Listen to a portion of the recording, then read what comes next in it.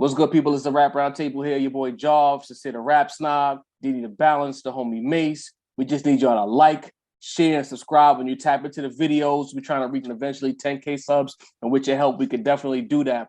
Especially people who watch the videos and don't sub.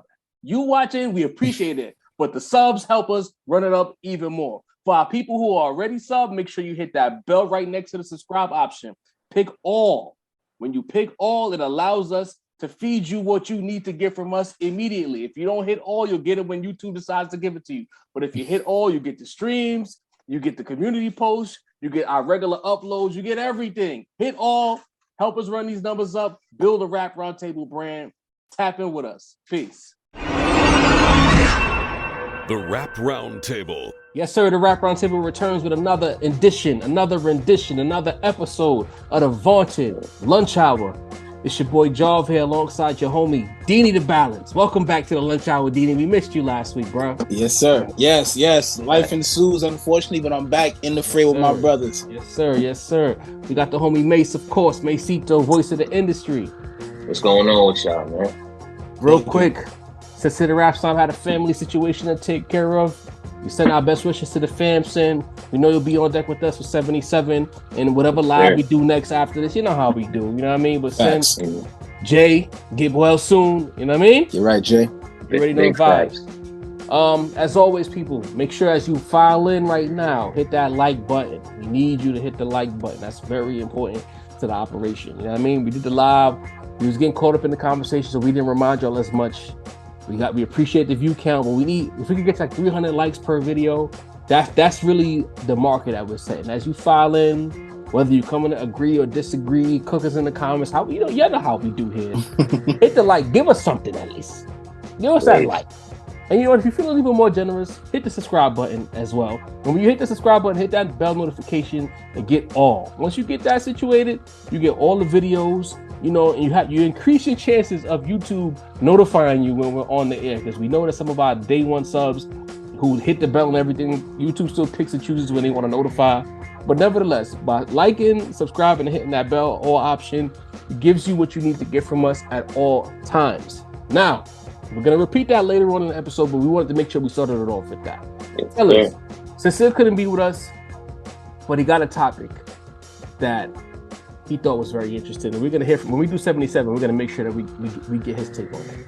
But he threw this tweet from Old Head Energy in the group chat that says, Tyler the Creator made a good point when he said it's fishy how an album like Illmatic can be a teenager of today's favorite album of all time. Do they really believe that, or is that the popular thing to say? So that's a look. Tyler stepping in it, because one thing we've learned about this side of the internet, because there's definitely neighborhoods, there's digital neighborhoods on the internet, and the Esco neighborhood and the Syrian neighborhood, it can be a very giving neighborhood, or it can be a very treacherous neighborhood. And with this comment from Tyler the Creator, he's looking for ops in the Syrian neighborhood. but at the same time, it is an interesting thing to say. So I'm gonna come to Macito first. You hear that tweet? Chat, tell us what you think about that tweet in the chat as well. But sure. You hear that tweet, Mace. What do you think about that perspective from Tyler? I'm gonna be honest. I completely agree with that.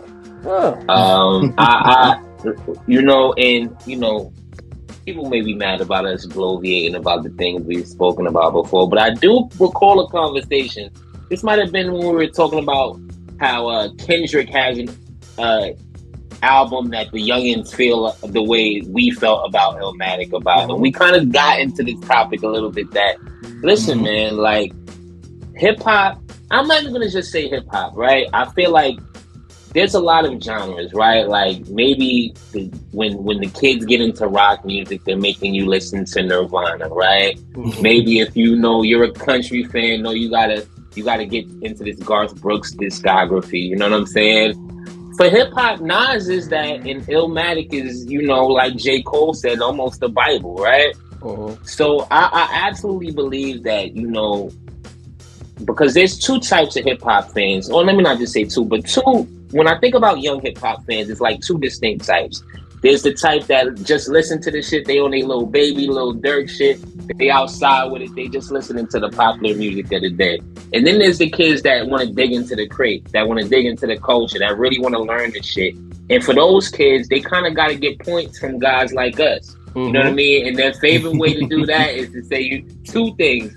Big L is dope, and Illmatic is the greatest rap album of all time. So I absolutely believe that when the youngins get into hip hop, for them to feel like we're gonna respect their opinion, they will say shit like that. It's not the only thing, but it's one of the big things that they say for sure. Danny, what do you think about that? I'm halfway on the fence with it, man. Half of me is on the side that Mace is on, where it's like that's the goal to, like, you be like, you listen to reggae music, you listen to Bob Marley, and then you just in the conversation. Like, so I do get it. But I do think that there may be some youths who really resonate to that. Like me, y'all know how I give it up. I'm more personally gravitate towards it was written, and I can see more how a younger generation will gravitate to that more than a Illmatic. You know what I'm saying? But I can't be mad at that, because let's say a young cat told me the same thing for Reasonable. I would be like, I get it, because I remember the feeling, and I feel like even more now, because I feel like when we was kids, you know what I'm saying, the drug epidemic wasn't like it was today. You get what I'm saying? Like, I feel like these kids are seeing it, like they're really, like, this shit is life for them now. You know what I'm saying? So the bars hit them a whole lot different than Reasonable hit us, because we didn't see the feeds really come out till like around that time. You know what I'm saying? But they've grown up with the whole look, the outlook, and the imagery and everything. So the album hits different. I just don't know if Illmatic is doing that to the kids today, especially from the kids that I see. Like, I would figure that'd be more like somebody like a Kendrick, like you said, maybe somebody like a Cole, somebody that's kind of like in their demographic, because hip hop is a young man's game. So most people usually gravitate to the people in their realm. But I get it, but nah, I don't get it at the same time. So you think that when they pick that album, you think some of them are capping just for the sake of being accepted? Yes, there are a percentage, because like I said, man, once you say that, what do you say? You know what I'm saying? If you ask a person what hip hop you listen to, I listen to Nas. It's almost like, okay, you got it. You know what I'm saying? You got it until you do more digging. But I feel like if there is an album to name to basically get you like in the club as far as hip hop, you would say Illmatic. You dig? Okay, so y'all made some solid points. Chat, let me know what y'all think as well. You know what? I think Mace kind of touched on it. Like, in a way, you kind of stole my point, because there are two different types of young people in hip hop. And again, I spent a lot of years working with teenagers. Currently, I mean, now I'm in a younger demographic, but like high school age kids. I spent almost 10 years working with that age. So it's like when I talk about certain aspects of hip hop, and especially New York City and what they're listening to, I got firsthand knowledge of why, when y'all wonder certain things about what's happening in New York, why New York sounds the way it sounds, is because the kids like what they like, right? And a lot of teenage kids, especially, up until 24, 25, if you ask them who their favorite rapper is right now, the large percentage of kids will probably tell you G Herbo. G Herbo is a very popular name amongst 25 all the way down to teens. I don't know what it is about Herbo, but he resonates with the youth in a major way. When you go further south, you got of course the young boys and things of that nature. But on the East Coast, G Herbo is that guy. And I mentioned G Herbo's name because I was watching My Expert Opinion. Shout out to Math and the team. Yep. And Herbo, who considers himself like a lyrical shmirical rapper, who does he did drill because it was the wave, but his pocket flow is a New York flow. You know what I mean? And he was asked, who was his top 5? He didn't mention Nas. No knock against Nas, but Nas wasn't in that 5. He gravitated towards a certain element. You go further down younger, if you drilling and you into the street shit, if you actually listen to the content of drill rap, a lot of those kids who listen to drill rap, they're not picking Nas as their favorite rapper. And that's no knock against Nas. It's just that whatever he's putting out is not for them to resonate. Then you flip over, it's a dude out in Texas. What is his name? It's a young lyrical cat.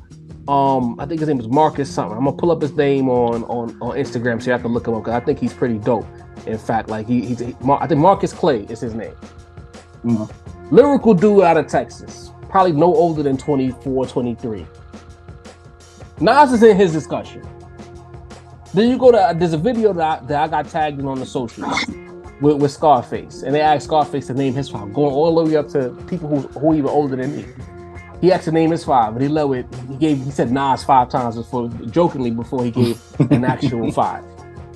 So I say that to say that I feel like there really is a divide as far as what your musical tastes are to deciding if Nas is your favorite rapper. I also see this trend on YouTube that I know a lot of us have seen, where like young people listening to Illmatic for the first time. And being that I'm a cynic, it could be any rap song. I just feel like some young people just do shit on social media for clicks. And if they know there's an avenue for clicks or clout, they'll do it. You know what I mean? I think some of them are capping when it comes to Illmatic, but not because Illmatic is a fight, but because they want to be accepted. And they understand that if you want to be in this hip hop shit and that camera comes in front of you and you're talking about a certain thing and you don't say Nas or Illmatic as part of your lexicon, you're a fraud to a lot of people. And I think it comes with a lot of pressure. What do y'all say to that? Absolutely. And I agree with that. And I want to jump in front of something that I know is going to happen. I know because this what usually happens, right? Everybody says, well, I played my son Nas and that's his favorite rapper now. Now all he do is listen to Nas all day. I see this all the time. A bunch of people say that. When we try to tell them young people don't listen to a certain type of rapper, they say, my kids listen to this. But I want you to understand, to my dad, I love Sly and the Family Stone. Don't listen to it so much anymore. What I'm trying to say is that maybe your kids is kind of just knowing that you love something and they want to experience it with you. So they might just be kind of liking it a little more. I don't know if they're going back to their homeboys and playing, you know what I mean, represent back to back to back. That's all I'm saying, you know what I mean? Good play. What do you think, Deanie? Respectability politics, man. In a sense, I get it because I grew up on reggae music because my pops was a big reggae music head. You know what I'm saying? But I actually wound up loving the music, so I do get how maybe a young dude can resonate with that. But I'm just like, aside from just the sonics of the music, you know what I'm saying? The resonation is really much what brought us in. Like the shit Nas was talking about on Illmatic, we really were seeing that, we were experiencing that. That was our time. That's what I'm saying. So I don't know if like a 15-year-old today could bust that down and dissect that. Like, where's the broken amps? You know what I'm saying? Where's the feeling getting up? Like it don't hit. I don't know if it hit the same. It just to a person that's not from that era, bro. Like we could listen to all the 70s, 80s music we want from, but they're talking about shit we did not experience, like the super love era. Right. Everything today is a super freaky era. You know what I'm saying? If you a young person listening to old Marvin Gaye, you might be like, this shit is lovey, but we not in a lovey time like that. You know what I'm saying? It just the time matters to me too. But I do that makes sense. And then let's take it a step further, just for the people who you know, because you know what, as much as we have now built a certain level of trust with the majority of the people who press play on our videos, there's still a few people who come specifically to argue with us, or they're not actively listening when we talk. They just I don't know how they do it, and I would love for certain people to like really have like a watch along with them while sitting next to them, so I can hear what they hear when they watch this pod, so I can see like where they went left at. Like, so you didn't hear when I said that or whatever. Nah, they heard you. They didn't listen to you. That's the difference. Topic. They heard you. They just ain't listen, bro. For the record, this is not just exclusively to Nas, because I don't want this to be like, oh, that one person who's missing the point of this conversation. That young person's not listening to anybody from that. They're not listening to Big. They're not listening to Pac. They're not listening to Hov, because they're not listening to Snoop. They're not listening to Dr. Dre. Right. Of all, they're not listening to Outkast. You know what I mean? No way. That's a fact. And I have a question for you. Yeah. Okay. Because you, like you said, you were around the youth, so this might be a little bugged out. But do the younger generation kind of hear like shit like that and view it kind of like how we view like the hip? Yes. The hit, you know what I'm saying? In a primitive way though? Nah. I appreciate that question, because I take it a step further. Like, amongst the thousands of kids that I've come across, only a handful of them that I found out that they rhymed with a certain pocket that resembled New York. And I used to jokingly say, yo, your parents raised you right because you're rhyming with a certain style that's not drill. And this is early drill, but it's but drill sounded like that. Because remember, drill flow is a little more dexterous now. There's a new there's a new cadence in drill that wasn't there. Early drill, I couldn't listen to early drill because it just sounded like nonsense. Don't do the popo, don't popo. Like, what the fuck is that? Like, it just sounded horrible to me. I hated it. So when I came across that one or two kids, there was one kid named Willie in particular who could rhyme, a little short dude. He couldn't fight, but he could rhyme. Willie would talk, but he couldn't fight. And Willie could rhyme. And it was like, oh shit, I didn't expect it because I had come across so much kids before then that was just rhyming with that drill cadence. And it was like, oh shit, you rhyme. But the gag was, when I asked him who his favorite rapper was, he said Meek was his favorite rapper. We were so far removed. You know what I mean? When you mentioned G Herbo, that's the first person I thought of. I'm like, that's like the era of Brooklyn kids in particular. Meek and G Herbo was like they Biggie and Jay-Z, bro. You know what I'm saying? The kids really took to Meek, man. Then the more I listened to Willie, I could now more hear the Meek inspiration. It's like his whole thing, especially when he got downhill, Meek all the way. You know what I'm saying? But I never heard not one kid mention Nas or Jay or any of these old cats. They were the kids, especially in New York, they were always whatever was hot at that time. They wasn't right. You know how we was ride or die with our favorite rapper? Yeah. Kids now, they more supportive. Like the local rapper in the school was getting big views on YouTube. The hottest drill nigga in Brooklyn getting big views. Bronx, Queens, whatever. They supported everything. Whatever was the wave was at that time, they supported it. That's why I was like, when niggas get into New York business, I get very touchy because it's like you go on your platform, you ask about what's happening in the radio and all this and that, and it's like, bro, you're not even here to really understand. Like, New York kids today are way more supportive than we were. We used to laugh at the nigga selling his CD for $5.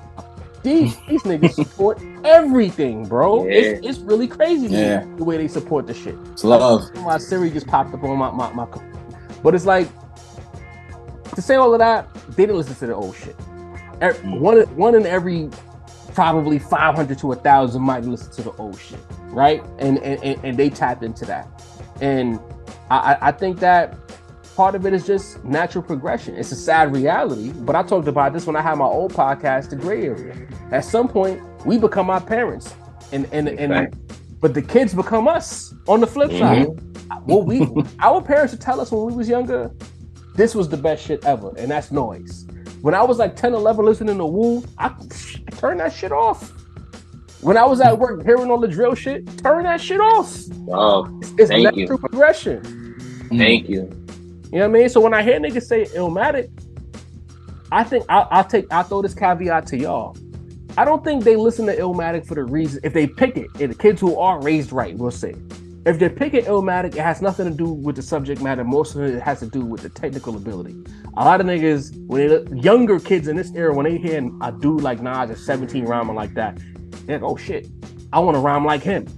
And that's when they start building their foundation as an artist. And the floor is Illmatic. The bones, the infrastructure of their house that is a rapper is Illmatic. But it's rare that you'll hear a kid today talk about the subject matter. They'll talk about how descriptive he was in describing what he was rapping about, but they don't feel it, but they love the way that he painted that picture.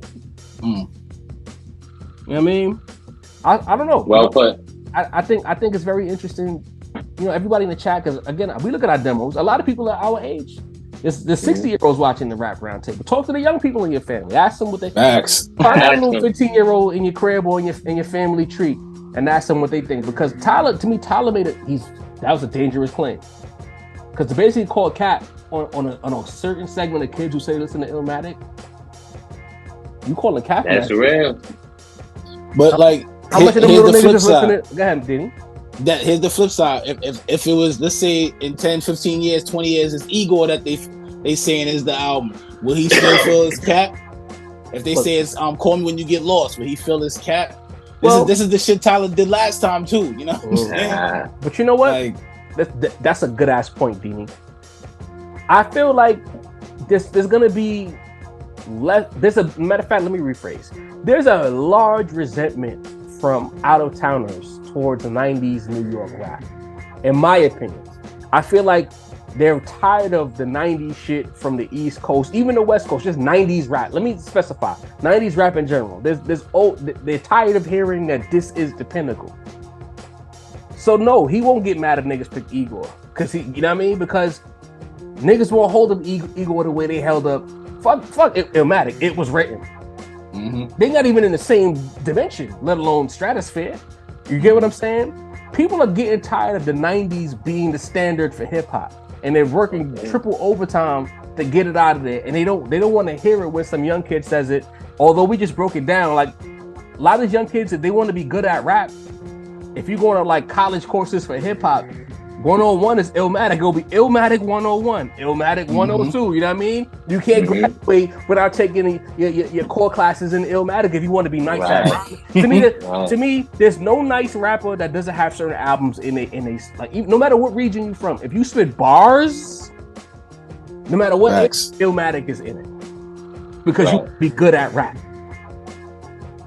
I don't think it's cap. I just think it's not as widespread as people say it is. I can see what Tyler's saying, but the reasons are different. To me, if you're like 30, probably is the cutoff for me at this point. At my age, I look at 30-year-olds. If you like 30, that's where it stopped being about greatness and more about technical skill. As far as Illmatic goes, like if you're looking at that, I can see that because you can't relate. Right. You know what I mean? Yeah. Be honest. Because I say, if you're 30, you was born to what? 30-year-olds now, around 94-ish? That's 93, 94, yeah. That's the cutoff point. These are the little things we don't talk about as far as like generational divides in rap. They don't really get into that shit to really understand how when you were born dictates what you like. That's what I'm saying. You know what I mean? And so if it's 30 years ago, right? And you were, what, 15 when Illmatic dropped? That'd be like asking you how you felt about a Chubby Checker album. Let's be honest. Exactly. You know what I mean? It's just out of your element. Mad time, yeah. That's it. But like, I'm not mad. I like this conversation because it shows that niggas really be hating. Because Tyler, low key, when Tyler said some hating shit. You know what I mean? First. I went.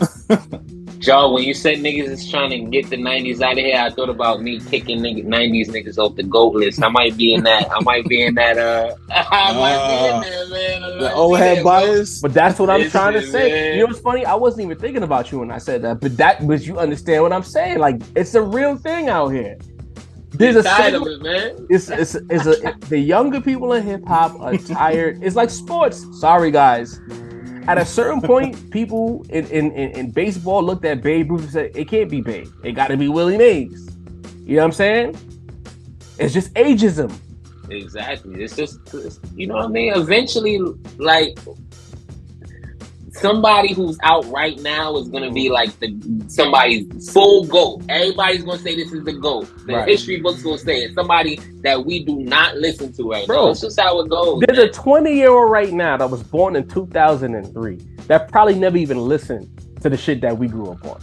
He has no idea of it. Because by the time his ears was tuned into music, let's say like, if he was born in 2003, by the time he was 10 years old, 2013, he was in the midst of a Southern takeover. Ghost shit sounds Southern to him. It don't sound like New York. It don't sound like Cali.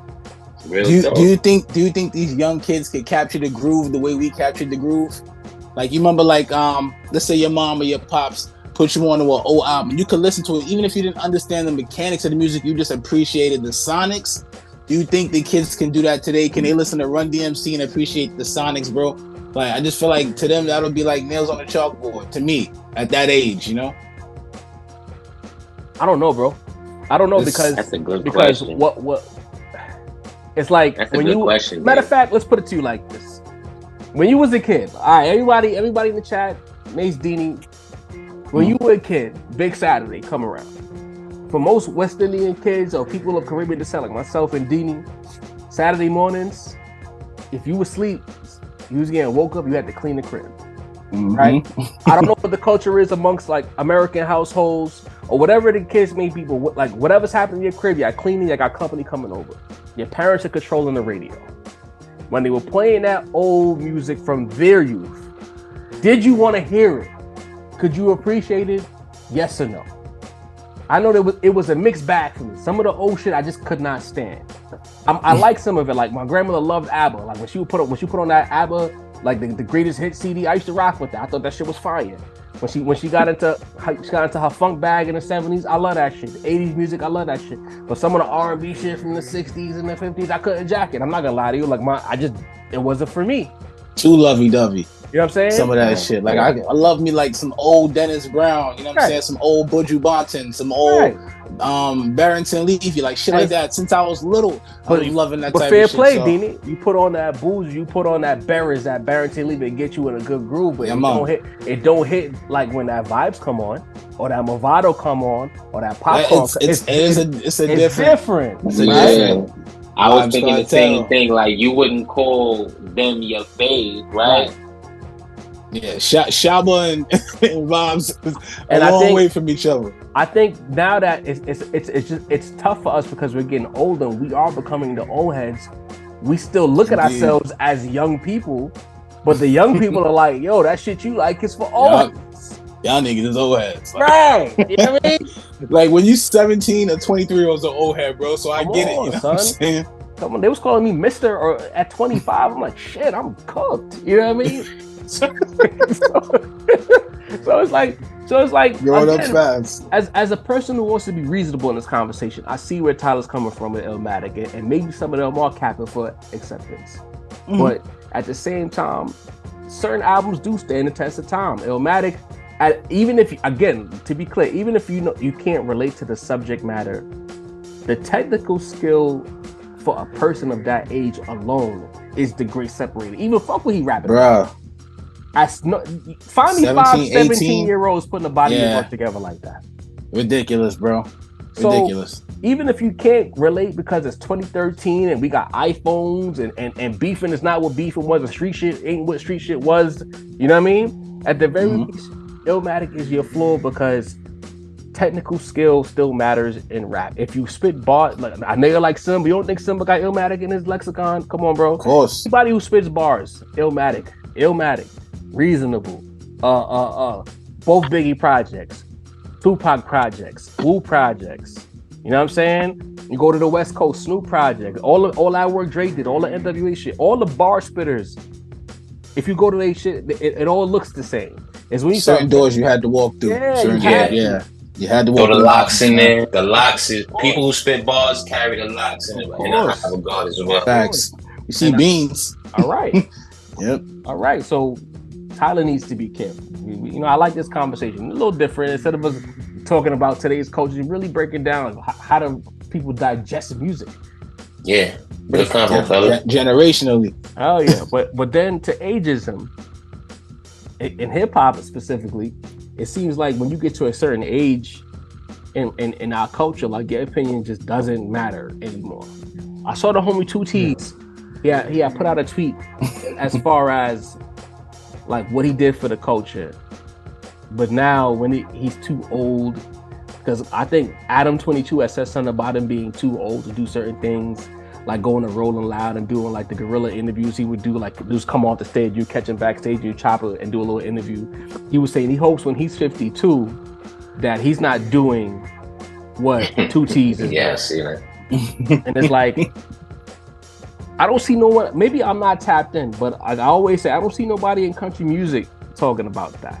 You know what I'm saying? If you could still cook, you can still cook. I don't even gotta go that far. By by rap standards, not hip hop, by rap standards, Beyonce is old, right? But I don't see nobody in pop music trying to get her out of here and say she's too old to be dancing on stage like that. You know what I'm saying? Elton John just finished his career tour. This nigga's old, bro. Gladys Knight still doing shows, bro.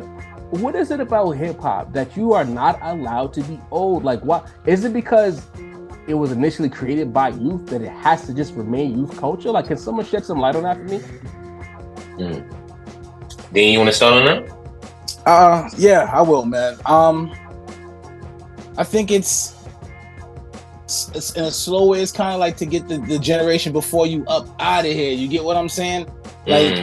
Like competition type shit. No other genre does that, bro. Like that's why to me this Nas historic run and what Hov doing with these pop outs, you know what I'm saying? To me is Because bro, if you, like I said, I always say this, bro. If you told me 15, 20 years ago that there's gonna be dudes 50 years old plus rapping, I'm gonna want to hear the music, I probably would have said you're bugging, bro. You know what I'm saying? But Nas has changed that. Hov has changed that, and there's a couple other cats that still pop out and do their thing. But we can't push the culture forward, be on the 50th year of hip hop, and then when niggas get to a certain age, be like, you got to get up out of here. You know what I'm saying? Like, if niggas are doing stage dives off the stage at like 50 and all that, okay, I get it. But to be in the back having interviews, to be talking to people, sharing the culture, like bouncing ideas and shit, bro, there's no age for that, bro. Like, you know what I'm saying? Like, if Nas like I said, do I want to hear Nas rapping at 60? Today, I don't know. But judging from what he's providing, I will tune into the album, bro.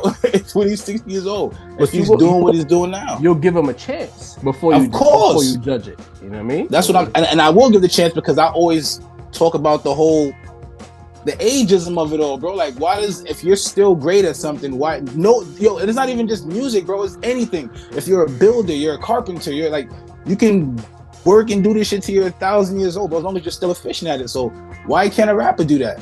And he don't always have to rap about guns and drugs. He could rap about, like, look at Hov. Hov's rap about collecting paintings and this shit he's doing right now in life, creating businesses, having a gorgeous wife, having great kids. You know what I'm saying? Like, you can rap about other things outside of that. If you nice, bro.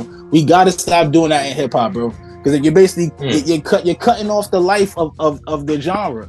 You know what I'm saying? Like, no other genre of music, no other company does that, bro. You can look, Ric Flair came back and wrestled at like 80, bro. Like, you know what I'm saying? We gotta let people be great at what they're great stop. Yeah. What you think about that, Mace? I have conflicting thoughts about this. It was good hearing Dean's opinion. He made some great points. But I have conflicting thoughts about it, right? Because in one instance, I'm like, this is the chickens coming home to roost, right? Like, from the 80s, KRS was calling Kumo D old. He was like 3 years older than him, right? Niggas was, like, even niggas was calling. Pop came out with Old School on Me Against the World, rapping about dudes that was like 5 years older than him. You know what I mean? Calling them the salute to the old school. You know what I mean? Hip hop, rappers for a certain point were like had the lifespan of a running back. Sorry for the sports reference, Teeth. But like, so in one instance, I'm like that, right? Like, listen, you man, don't have that's the the way depth it's to always discuss been. hip hop. I know, man. You know what I mean? Start talking Mark Zuckerberg. You know what I mean? But so in one instance, I'm like, listen, it's the way it's been. Like, just because you the old one now, you can't say I don't want it to be like that. You feel what I'm saying? Like, we wasn't sparing the old niggas before us. You feel what I mean? Like, so in one instance, I'm like that, right? But in another instance, it's like, and I almost got the same feeling when we were talking about the last topic, that hip hop is at an age where it's like we have multiple generations competing with each other. You know what I mean? You have multiple generations trying to attain the same market. You know what I mean? Get the same fans. It's like it's a big complication with it. You know what I'm saying? Like we're at the point in hip hop where we really have to consider, age as not a bit of a factor. We've had our 20 and our 30-year careers. We can see a Snoop Dogg interacting with, the little drill dudes right now. So witnessing multiple generations makes you feel like, we don't need the ageism in hip hop. And especially when we have, I'm gonna be honest, all the best rappers, I say, are any of them lower than 40 right now? Like maybe 3 or 4 of them, you know what I'm saying? So it's like, I feel like Deanie a little bit. I'm on my balance shit, but it's like, like, I think we have to establish that there's no ageism in hip hop. Like, Jav mentioned the other genres. The reason they're able to survive are the fan bases. You know what I'm saying? So the older fan base has to follow you. They have to keep buying your records. They have to keep your name out there. So, I mean, while ageism is a bad thing, we're the only ones that can fight it.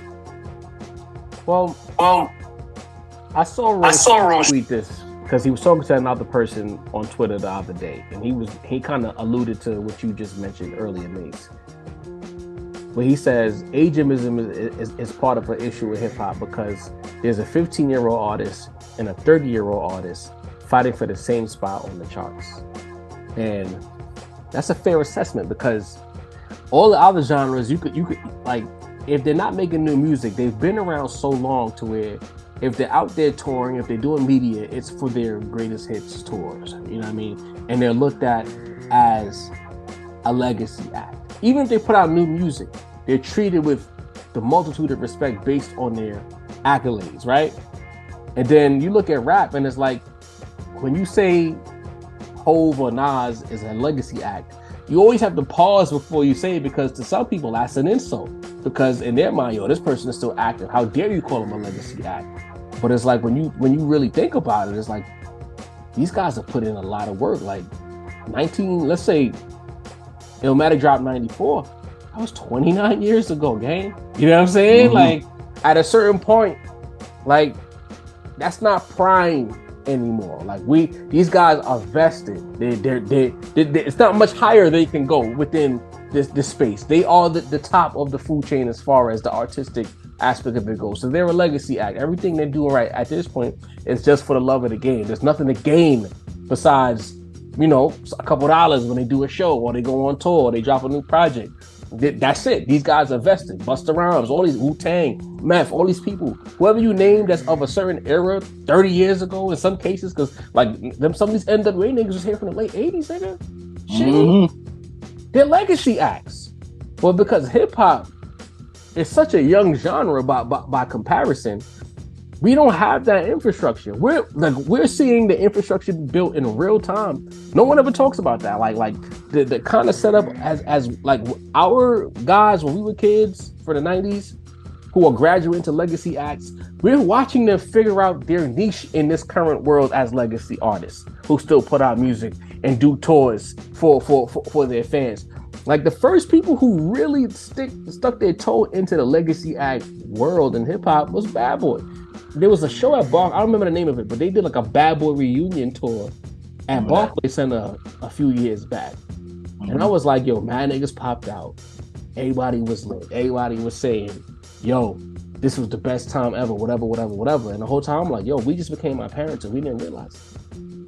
Because when the New Jack Swing niggas did their reunion show, right, in like 2002, we went at that shit. Our parents went to that New Jack Swing show. Facts. You feel me? I tried to go to that Diddy show. They wanted bread to get in that Bad Boy reunion, bro. You know what I'm saying? And it's like, we're watching these guys figure out what it is to be a hip hop legacy act in real time. And then you still got those people who are stuck in this belief that rap's gestation period is 3 to 5 years.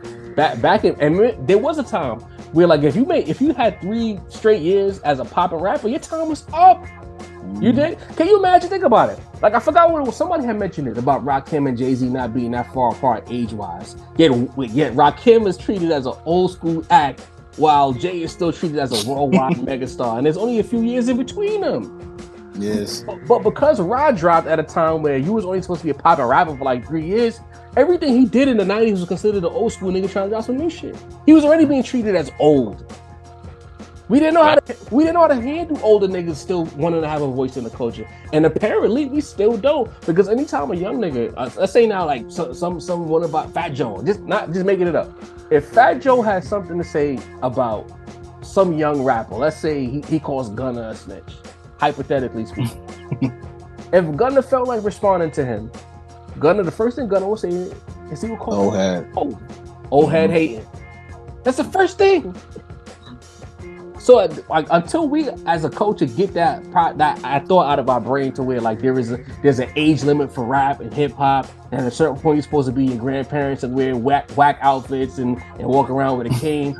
There's always gonna be ageism in rap, because for some reason rap is only supposed to be young, hip hop is only supposed to be young. Nah, hip hop, the forefathers of hip hop have gotten old, but that don't make them any less of the forefathers.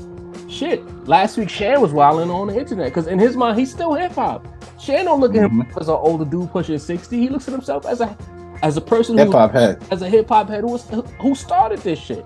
Why should I change, nigga? I don't know how to be some old head from yesteryear. I'm hip hop, and there shouldn't be an age for that. That's how I look at this whole shit. Like, it's We are watching hip hop evolve in real time, and we don't know how to handle it. So we just stick to insults like old and dated and aged and hate. When in reality, there's legacy. We talked about it the first year of the podcast. They needed subgenres. We got the legacy acts. There was no legacy acts. We didn't know at the time they were legacy acts 2019. Only in hip hop that's an insult, bro. Every other genre that's a beautiful thing. Legacy. You got your pop rap niggas. You got the trap niggas. Vibey. You got the vibey niggas. You got the drill niggas. Lyrical schmerical niggas. The underground / overground, because depending on how popping you are within that space, you're either under or over. You got your legacy acts. And then I don't know what to call that space in between the pop rap niggas. Like Tyler to me is not he not a nobody, but he's not pop rap like Travis or Drake or Cole, but he's like right below them. I don't know what to call that particular space, but we got to stop treating rap as one entity. It's too much things going on there. You know what I'm saying? Like we got to start treating it as everybody needs to be put in a proper bracket so that when you talk about them, you know how to treat them going forward, and we can stop doing dumb shit like comparing a lyrical schmerical nigga to like fucking Future. A vibey nigga. You're not in the same conversation. You know what I mean? Facts. We're not comparing Nas to some new cat because Nas is a legacy act. There's no comparing. To me, once you're a legacy act, you're above comparison. You're already vested. Your jersey's in the rafters. You don't have to put more work. Everything else is just a beautiful victory lap. You don't have to put any more work in. That's a fact. But now we gotta talk about some young people before we get out of here. You know what I mean? We don't want to get fired. We don't want you to get fired. We gotta get out of here. I'm noticing on the internet that Gunna's record, Fuck You Mean, is really gaining a lot of steam. even so much so that we have Chloe, his ex-lady, doing a cover for clicks on her Twitter. I'm like, just 3-4 weeks ago, there was trepidation about, will you listen to Gunna's album? What does that make of you if you listen to Gunna's album? To now worldwide acceptance that Gunna's album is fire. It's way better than Slime's album. And I'm like, wait a minute, it happened that fast? He's viral again? We doing voiceovers? He got the biggest record in the nation for hip hop, Fuck You Mean and all that. And I'm like, 10 singles. What's going on with hip hop? He just dropped a new single. I think Rodeo just dropped. And I'm like, so he's sanctioned again. So I gotta come to the young person here, like Mace. How did the period of Gunna be a persona non grata to lit rapper once again happen within 1 month time? I mean, we just seeing the further deviation from our old school set of rules, right? We saw this in 07, right? When we saw the Little Wayne baby Birdman kiss. Oh God. Yeah, still trying to forget, bro. Remember how big of a deal that was in real time? Little Wayne, good music, niggas stop caring. You remember how big Rick Ross correction shit was at the time? Yep. Teflon Don, we didn't give a fuck. You know what I'm saying? Fire. Bro, the music's fire. They forget, bro. One of my was fire. I'm sorry. It was fire. Fire. It really was. Oh man. One of my favorite rappers ever. A nigga that's on my GOAT list. I could care less what y'all say. Drake got exposed with reference tracks, brother. By the time the back came out, niggas less, bro. Niggas could care less. So it's just hot music will overrate all. 6ix9ine couldn't do it. You know what I'm saying? Bobby Shmurda couldn't do it. You know what I'm saying? But it's like hot music will make anybody stop giving a fuck in today's modern age. That's all we're saying. Because it seemed like it was almost immediate. The album dropped, they heard Fuck You Mean, because they don't talk about the album. It's that one record. They heard that one song and then they remembered why they loved Gunna in the first place. And they just moved on with their life. This album is fire. Business is Business dropped after that. We listened to Young Thug. All right, this is cool. It's not what we thought it would be. Let's go back to Gunna. Like, Young Thug. When's the last time you thought about Young Thug in a dress? Damn. Cool. I scrolled. You know what's funny? Niggas wanted that Thug album to be fire, bro, so they could support him even more than they did, and they wanted that Gunna to be whack so they could like take away the support, but it wound up being reversed. So I know for all the street niggas, I know it's breaking their heart, bro, listening to that record. You know what I'm saying? While knowing the whole allegation. That's why I'm glad I'm a civilian. I don't have those issues. You know what I'm saying? Twitter, But I'm not even seeing the random Free Young Thug hashtag anymore. Like Chloe Bailey did a whole cover. Beanie, she did a cover for Fuck You Chloe Mean Bailey. that nobody asked for, mind you. Chloe, we don't care. We don't. Like, I don't want to be rude, but you've been trying so hard to do something for so long, and the most notable thing you did was get your cheeks clapped by Damson Idris, fake clapped on that TV show on Amazon. You know what I mean? You resorted to what was damn near soft porn for a viral moment. You know what I mean? Now you doing this shit right here. Like you left Gunna when Gunna was down bad. You moved away from that man. Now you, Dini, what's going on, bro? As a sidewalk, like we just sanctioning whatever now?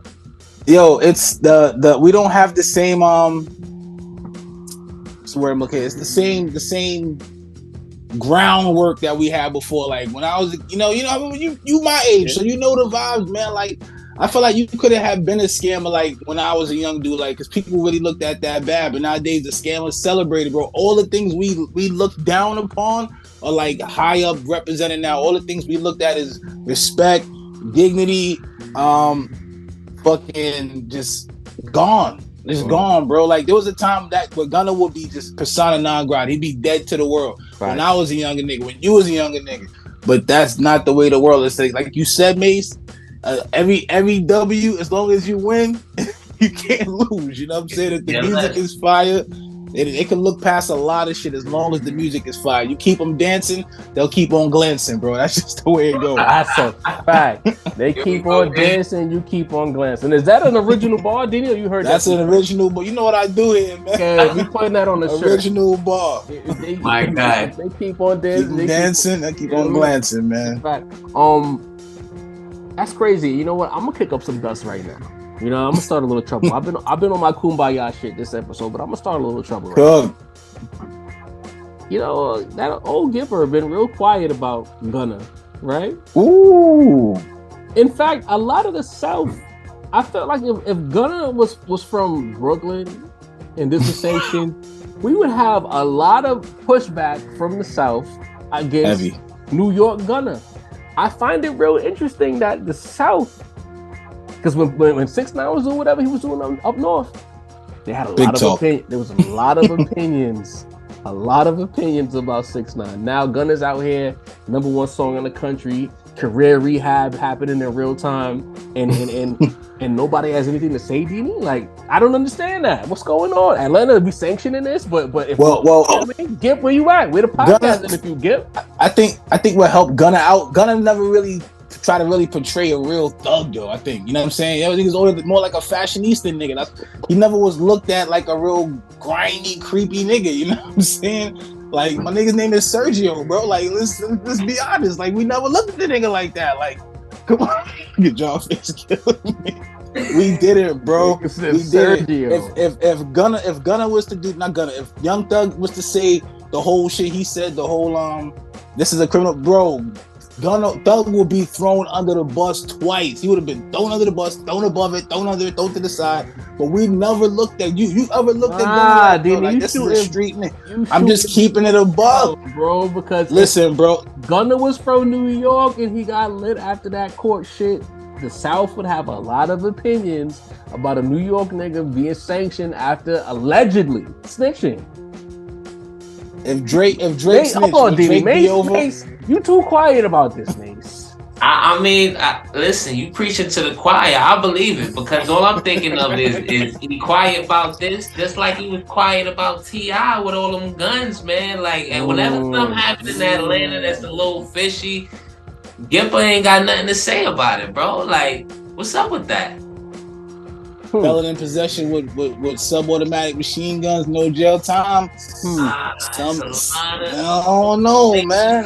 This don't happen too often. The minute we get too loud about our favorites, we're biased, this and that. Motherfuckers ask how does that work when Southern bias is brought up? This is how. Y'all protect your own. Y'all sanction your own, but the minute it's one of us, it's a problem. I had to say it.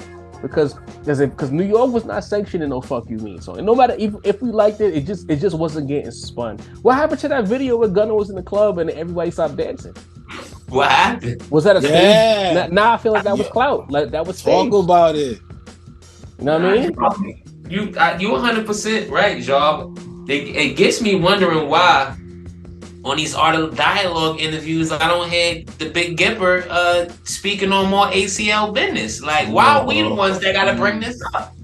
Shit, I need to know why Atlanta as a whole, like I see all these pod interviews and podcasts, and they stay in New York business, they stay in California business, but they rarely in Atlanta business. What's going on? If Atlanta is the epicenter of hip hop, and currently it still is, fair is fair. Y'all need to talk about your own city. I want to hear some Atlanta lore. I want to hear the Dungeon Family stories. I want to hear the Atlanta street nigga stories. I want to hear all the shit that y'all go to New York and LA for with these Atlanta podcasts from Atlanta niggas.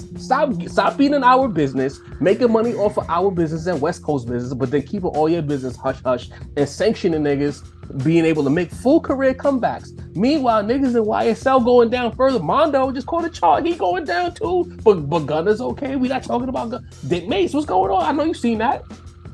Jaw, one thing I noticed about you, Jaw, is like your favorite, the local celebrity rapper, just like y'all should do. Like and sub on this episode, gang. Don't fuck hit around. Hit the like. Don't like and stuff. Do that. Come on now.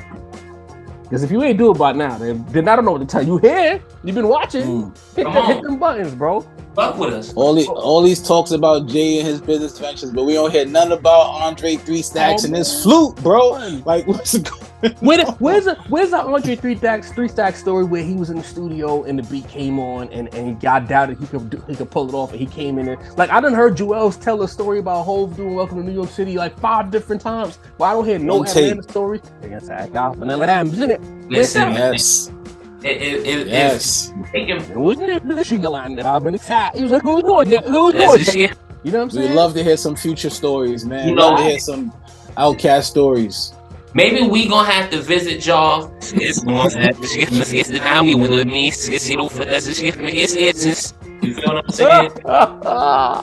we going straight to Magic City. I'm censoring that.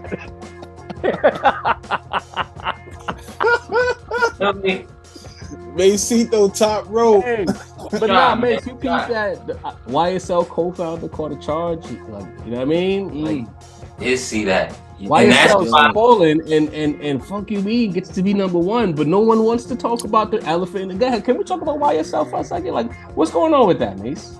Nah, I'm just saying, like, one thing, and you mentioned why is nobody so mad at Gunna, and I think it's for reasons like that alone. Everybody in YSL is either ratting or getting caught with more guns and drugs after the case. Like, I've never seen such a foolish organization. I'm not gonna lie to you, bro.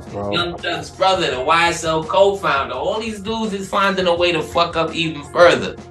If there's any time to take a fucking chill pill, bro, it's right now, man. If you can't stop moving to work in the guns during this time, you just lock you up, bro. You need to be in there, dog. Most I can say is because maybe they still moving militant because it's not a federal charge, it's a state charge. So it's like they probably feel like they can move a little more within bounds of whatever their business model is. But this is crazy to me.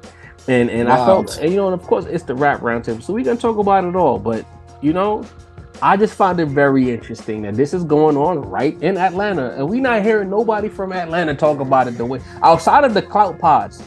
I'm talking about the guys who really sit down and they talk about the culture pods, not the clout pods. The culture pods are not touching these topics, but they in New York and LA business. They even in Canada business. I'm just saying. Don't be afraid to talk about everything. Gipper. Next time you go on Art of Dialogue, make sure you talk about what's going on in Atlanta. Not what Jay-Z's doing with Beyonce and getting Grammys because of and whatever the fuck. You know what I mean? Talk about Gunna. Not Biggie and Ice Cube. None of that.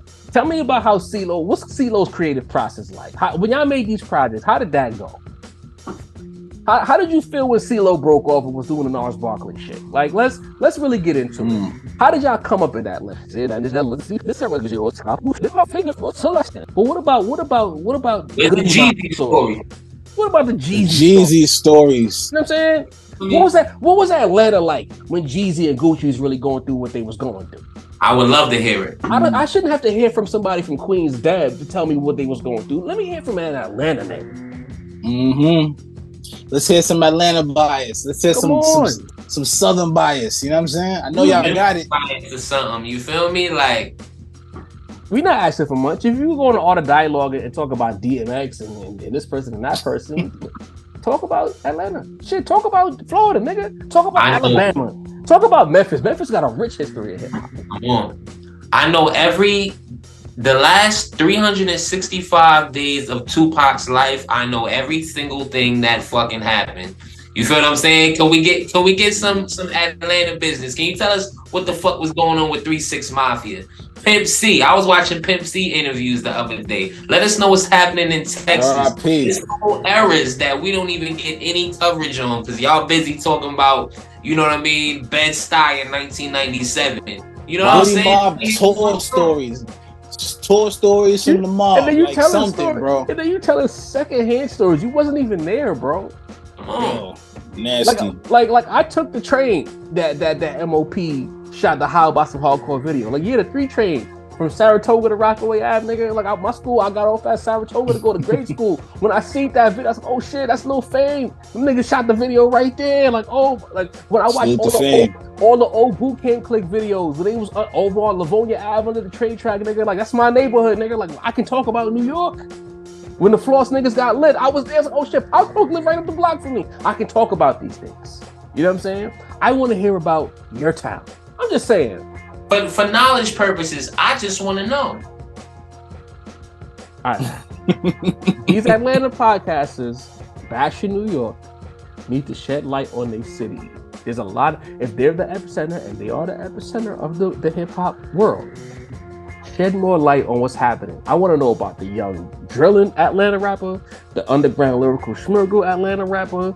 I want to know about all the street beefs, the same way I know about all the beefs and all the gangs in New York, and somehow it spills into Miami. Even the New York niggas who's in Georgia right now bringing the New York beef to Georgia. I want to hear it all. That's all I'm saying. Somehow we got here. I don't know how we got here, but this is the lunch hour. We gotta defend. We gotta call it what it is. You know what I'm saying? We love New York. We love hip hop. But sometimes the coverage is a little biased against New York, and it leaves people like us to be biased for New York, simply to balance it out. If you disagree, throw it in the chat. Let us know what you think. Denny, take us home. Yo, you already know what it is, man. Hit the like button, hit that subscribe, tap the bell, man. Rock with the Rap Roundtable like we rock with y'all, man. Shout out to Jarv, the point guard. Shout out to Macito, voice of the young people and the industry. Salute Sincere, the rap snob. Couldn't be with us, but he's always with us. My guy. I'm Dean, the balance of the force, and with our powers combined, we the Rap Roundtable, and we fucking out of here, big. Yes, sir.